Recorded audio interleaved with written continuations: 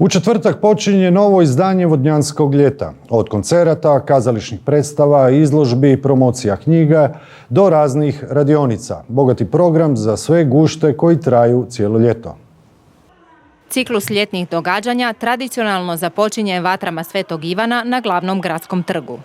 U galeriji Lođa bit će otvorena izložba keramičke grupe Vodnjanske zajednice Talijana, a nakon toga slijedi koncert Gustafa.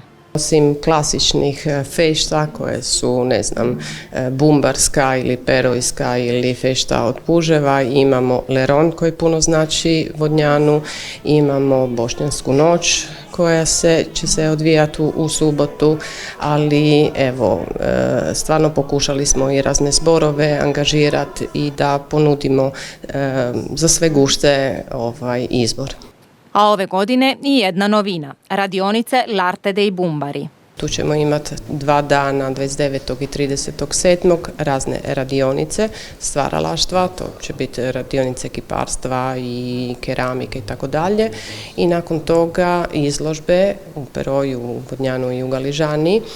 Biće i inozemnih gostovanja. Sredinom srpnja dolazi talijanska grupa Inovanta koja će održati koncert u Galižani. Nastavlja se i revija dječjih filmova u Peroju, Galižani i Vodnjanu, te art kino u Vodnjanu četvrtkom.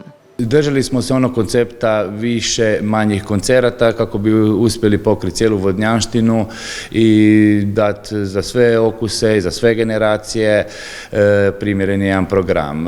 Stvarno smo pripremili jedan program pun muzike, plesa, događaja, kino, reportaže i tako.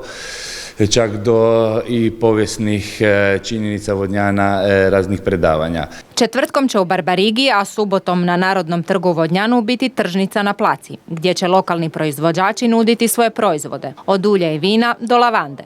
A od 1. srpnja kreće i program Visit Vodnjan, besplatna turistička vođenja na hrvatskom, talijanskom, engleskom i njemačkom svakog utorka i četvrtka u 10 sati.